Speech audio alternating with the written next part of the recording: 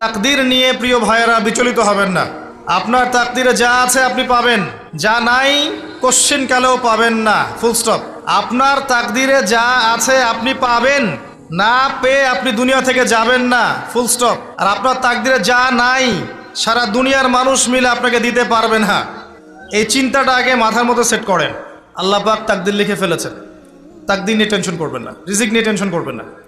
এই দুনিয়ার জীবনে আপনার দুনিয়ার বাড়ি গাড়ি টাকা পয়সা রিজিক ব্যবসা বাণিজ্য স্ত্রী সন্তান এগুলোকে নিয়ে এত বিচলিত হওয়ার কিছু নাই। আপনার আমার তাকদীরে যা লেখা হয়েছে এর একটা দানা আপনি বেশি খেয়ে পৃথিবী থেকে যাবেন না। আর আপনার আমার রিজিকে যা আছে তার এক চুল রেখে আপনি দুনিয়া থেকে যাবেন না, এটাই চূড়ান্ত সত্য কথা। আপনি ঘুষ খান আর সুদ খান আর দুর্নীতি করেন আর মানুষের সম্পদ আত্মসাৎই করেন না কেন, যতটুকু লেখা আছে আপনার তাকদীরে এর বেশি আপনি কিচ্ছু পাবেন না। আর আপনি হালালে থাকার জন্য যতই কষ্ট করেন, হালালে আছেন, সবজি বিক্রি করে খাচ্ছেন, আপনি ছোটোখাটো ব্যবসা করছেন, মানুষ আপনাকে দাম দেয় না, আন্ডার এস্টিমেট করে, গরিব বলে, ফকির মিসকিন বলে, কিন্তু আপনার তাকদীরে যা আছে আপনি সেটাই পাবেন, এর বেশি আপনি কিচ্ছু পাবেন। হুয়াল আউয়ালু ওয়াল আখির, আল্লাহ পাক প্রথম এবং আল্লাহই শেষ। কুল্লু মান আলাইহা ফান ওয়া ইয়াবকা ওয়াজহু রাব্বিকা যুল জালালি ওয়াল ইকরাম। প্রত্যেকটা বিষয় ফানা হয়ে যাবে, কিচ্ছু থাকবে না। এখন আপনি পৃথিবীতে যা দেখছেন এগুলোর কিছুই থাকবে না। প্রত্যেক মানুষ, প্রত্যেকটা জিন, প্রত্যেক উদ্ভিদ, প্রত্যেক এই প্রাণী, আকাশ, মহাবিশ্ব, গ্রহ নক্ষত্র, চন্দ্র সূর্য, সমুদ্র, পাহাড় পর্বত, বিশ্বনেতা, রাষ্ট্রনেতা, সমাজ নেতা, পরিবারের কর্তা, অর্থনৈতিক নেতা, সবাই মারা যাবে, সবাই শেষ হয়ে যাবে, কিচ্ছু থাকবে না। এই বিষয়টা আগে ভালো করে হজম করতে হবে যে আমরা এখানে থাকতে আসিনি, আমরা এই দুনিয়ায় থাকতে আসিনি, আমরা এখানে এসেছি চলে যেতে। যার মনের মধ্যে এই কনসেপ্ট থাকে সে কখনো আল্লাহ পাকের বিদ্রোহী হতে পারে না, সে কখনো আল্লাহ দ্রোহিতা করতে পারে না, কুফরি করতে পারে না, শিরক করতে পারে না, আল্লাহর অবাধ্য হতে পারে না। যার মনের মধ্যে এই চিন্তা বদ্ধমূল যে আমি এখানে থাকতে আসিনি, আমি এখানে মুসাফিরের মতো এসেছি, গাছের ছায়া বিশ্রাম নিচ্ছি, বিশ্রাম নিয়ে শেষ হবে চলে যাব। যারাই আল্লাহ দ্রোহিতায় লিপ্ত হচ্ছে, শিরিক করছে, বেদাত করছে, হারাম খাচ্ছে, ঘুষ খাচ্ছে, সুদ খাচ্ছে, জেনা করছে, আল্লাহ দ্রোহিতা করছে, আল্লাহর বিধানকে অস্বীকার করছে, তারা ইনডাইরেক্টলি ধরে নিয়েছে যে তারা মনে হয় পৃথিবীতে চিরকাল থাকবে। কারণ যদি কিয়ামতের মাঠের কথা তাদের স্মরণ থাকতো তারা কখনো এই কাজগুলো করতে পারতো না, পারতো? এবার আসেন, আল্লাহ পাক কলম সৃষ্টি করে তাকদীর লিখেছেন, অতএব তাকদীর নিয়ে প্রিয় ভাইয়েরা বিচলিত হবেন না। আপনার তাকদীরে যা আছে আপনি পাবেন, যা নাই কোশ্চেন কালেও পাবেন না, ফুল স্টপ।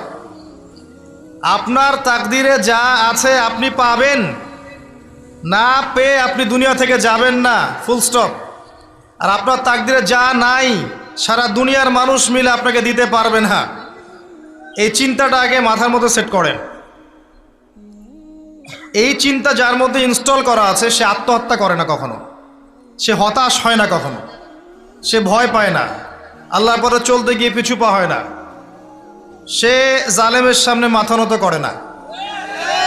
যার মাথায় এই চিন্তা আছে যে আল্লাহ যা লিখেছেন এটা হবে, যা লিখেন নাই সারা দুনিয়ার মানুষ মিলে সেটা হবে না, সিম্পল। এর মধ্যে আল্লাহ পাক পরীক্ষায় ফেলবেন, ওই বিষয়টা ডিফারেন্ট। আমি অবশ্যই তোমাদেরকে পরীক্ষা করব ভয় দিয়ে, ক্ষুধা দিয়ে, সন্তানের কি ইন্তেকাল দিয়ে, ফসলের ক্ষতি দিয়ে, সম্পদের ক্ষতি দিয়ে আমি পরীক্ষা করব। কিন্তু যারা সবর করবে এবং যারা এই কনসেপ্ট রাখবে ইন্না লিল্লাহি ওয়া ইন্না ইলাইহি রাজিউন, এদেরকে আল্লাহ পাক প্রশংসা করেছেন, ইনশাআল্লাহ এরা সফল হবে। আল্লাহ পাক তাকদীর লিখে ফেলেছেন, তাকদীর নিয়ে টেনশন করবেন না, রিজিক নিয়ে টেনশন করবেন না। এখনকার যুব সমাজের সবচেয়ে বড় টেনশন রিজিক। একটা জব, একটা ভালো জব, একটা ভালো ব্যবসা, সে সিকিউরড লাইফ চাচ্ছে, রিজিক নিয়ে চিন্তা করবেন না। আপনার কাছে যে রিজিক আছে এটা আপনার কাছে আসবেই ইনশাআল্লাহ। হয়তো সময় লাগছে, কিন্তু আপনার কাছে আসবে ইনশাআল্লাহ তাআলা। আপনি হালালের উপর থাকবেন, ন্যায়ের উপর থাকবেন। আপনি অন্যায় পথে রিজিক সার্চ করবেন না। আপনার তাকদিরে যে রিজিক আছে আপনার কাছে আসবে ইনশাআল্লাহ। এবার আসেন, আল্লাহ পাক এরপরে সৃষ্টি করেছেন মহাবিশ্ব। এই পুরো মহাবিশ্ব তাকদির লিখার পরে মহাবিশ্ব কয় দিনে? ফি সিত্তাতি আইয়াম, 6 দিনে। মাত্র 6 দিনে আল্লাহ পাক পুরো মহাবিশ্ব সৃষ্টি করেছেন।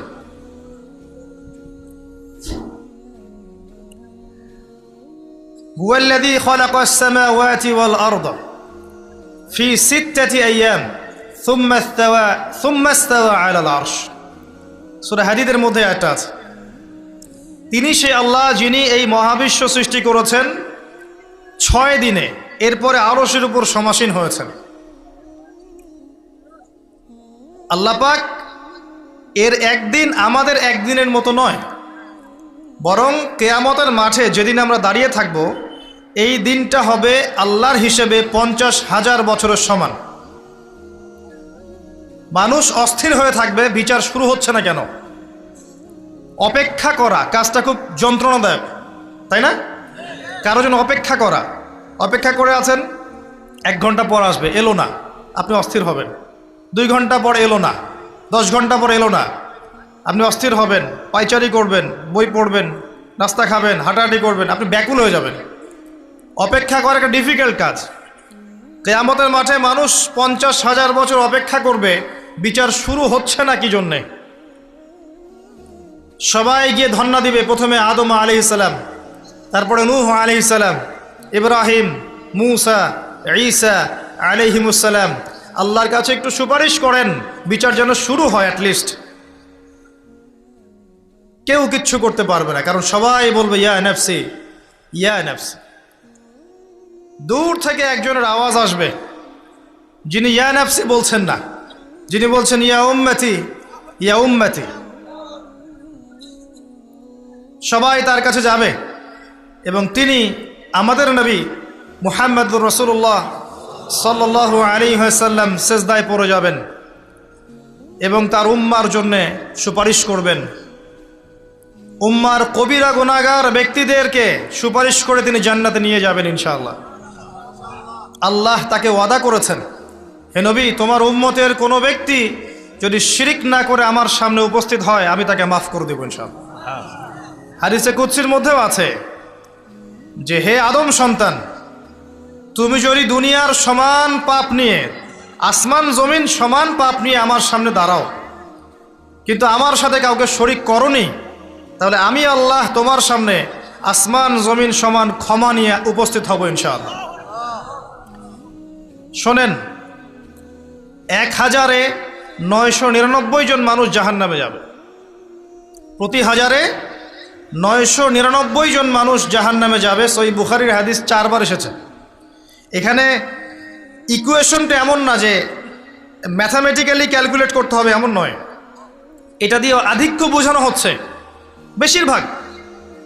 বেশিরভাগই জাহান্নামে যাবে।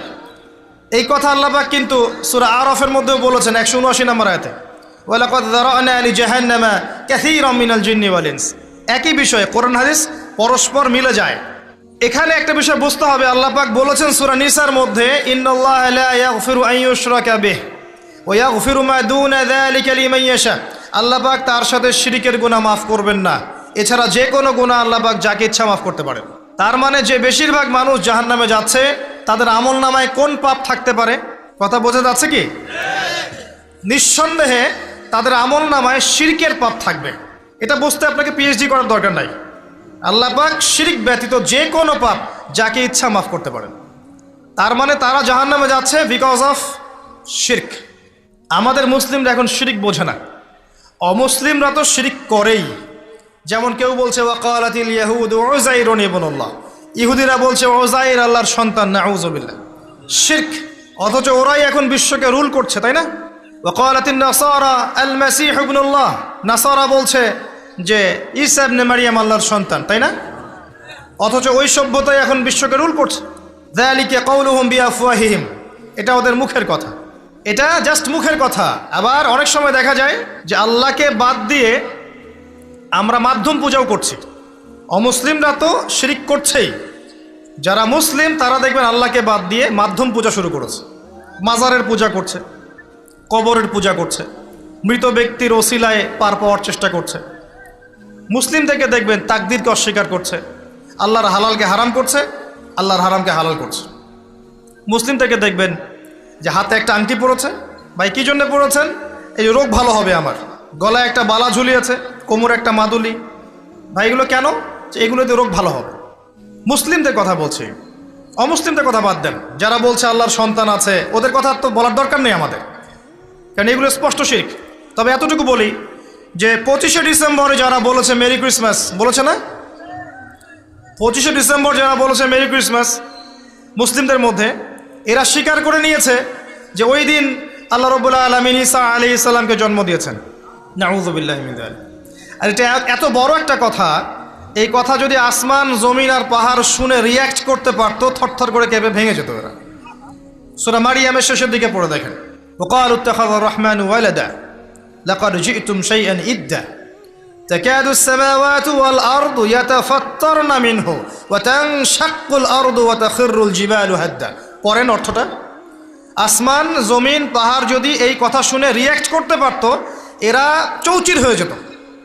এত বড় একটা কথা বলেছো তোমরা যে ঈসা আলাইহিস সালামকে আল্লাহ পাক জন্ম দিয়েছেন, আউযুবিল্লাহ। তো এরা তো শিরক করছেই। মুসলিমরাও দেখবেন এই যেগুলো বললাম, আল্লাহকে বাদ দিয়ে অন্যের কাছে দোয়া করছে, আল্লাহকে বাদ দিয়ে অন্যকে সেজদা করছে, আল্লাহকে বাদ দিয়ে অন্যের কাছে নজর মানত করছে, আল্লাহকে বাদ দিয়ে অন্যের জন্য জবাই করছে, আল্লাহর তাকদীরকে অস্বীকার করছে, আল্লাহর হালালকে হারাম করে নিচ্ছে, আল্লাহর হারামকে হালাল করে নিচ্ছে। দেখবেন মুসলিমরা করছে। এবার মুসলিম জেনারেশন, এমন একটা প্রজন্ম বের হয়েছে এখন ইয়াং জেনারেশনের, তারা বলছে যে এই মহাবিশ্ব বিগ ব্যাং থেকে সৃষ্টি হয়েছে, আল্লাহ বলতে কিছু নাই। আপনি বোঝেন কি কারণে প্রতি হাজারে 999 পিপল জাহান্নামে কেন যাবে? কারণটা কি? শিরক। আর এই শিরকটা হচ্ছে আপনার চিন্তায়, আপনার কথায় এবং আপনার কাজে। চিন্তার মধ্যে শিরক। যেমন একজন ব্যক্তি চিন্তা করে আকীদা যে আল্লাহ ছাড়া অমুকও সন্তান দিতে পারে, এরকম আকীদা নাই মুসলিমদের? আছে। একজন বলছে আল্লাহ কল্যাণের মালিক আর শয়তান হচ্ছে অকল্যাণের মালিক। কথাটা শুনতে খুব ভালো লাগে না? অকল্যাণ হয়তো আল্লাহর পক্ষ থেকে আসে না, আল্লাহ পবিত্র, অকল্যাণ শয়তানের পক্ষ থেকে আসবে। ব্যাপারটা কি এমন? ভালো মন্দ, কল্যাণ অকল্যাণ, দুঃখ কষ্ট সুখ সবকিছু কার পক্ষ থেকে আসে? এমন নয় যে ভালোগুলো আল্লাহ দেন, অকল্যাণগুলো শয়তান দেয়, নাউযুবিল্লাহ। এরকম আকীদা আছে মানুষ। কিছু মানুষ বলছে তাকদীর বলতে কিচ্ছু নাই, মানুষ নিজেই তার কর্মের নিয়ন্ত্রণ, শিরক। কিছু মানুষ বলছে যে ভাগ্যই সব, মানুষের কাজের কোনো স্বাধীনতা নাই। মানে ভাগ্যই সব, আমার কাজের কোনো স্বাধীনতা নাই, আমি কলের পুতুল। চুরি করেছো কেন? আল্লাহ তাকদীর লিখেছে তাই। সুদ খাও কেন? ঘুষ খাও কেন? রিলিফের মাল মেরে খাও কেন? আল্লাহ তাকদীর লিখেছে তাই। এরকমও কিছু মানুষ আছে। প্রত্যেক পদে পদে আপনি শিরক পাবেন। আপনি আল্লাহকে ছাড়া সেজদা দেখতে পারবেন, আল্লাহকে ছাড়া মানুষ নজর করছে, মানত করছে, কসম করছে, কোরবানি করছে, সেজদা করছে, দোয়া করছে এবং ওসিলা পূজা করছে যে আল্লাহ বাদ দিয়ে অমুকে আমাকে পরকালে পার করিয়ে দিবে। নাউযুবিল্লাহ বলছেন ঠিকই, কিন্তু আমাদের দেশের বহু মানুষের আকীদা এমন যে আমাকে পরকালে পার করায় দেওয়ার লোক আছে, সমস্যা নাই। শোনেন, পরকালের প্রতিটা সুপারিশ আল্লাহর ইখতিয়ারে। একজন শহীদ, আল্লাহর পথের শহীদ, তিনি কিন্তু সুপারিশ করবেন, কিন্তু তিনি নিজের ক্ষমতায় করবেন না আল্লাহর ক্ষমতায় করবেন। আলেম, হাফেজ, আল্লাহর পথের যারা মুজাদ্দিদ ছিলেন, আল্লাহওয়ালা আউলিয়া মানুষ, নবীগণ, সিদ্দিকগণ, সুহাদা সুপারিশ করবেন নিজেদের ক্ষমতায় না আল্লাহর ক্ষমতায়। আকীদা স্পষ্ট না থাকলে তখন আমল করতে গিয়ে শিরক হয়ে যাবে। আর শিরক হলেই কি হবে? ওই যে বললাম, প্রতি হাজারে 999 জন মানুষ জাহান্নামে যাবে।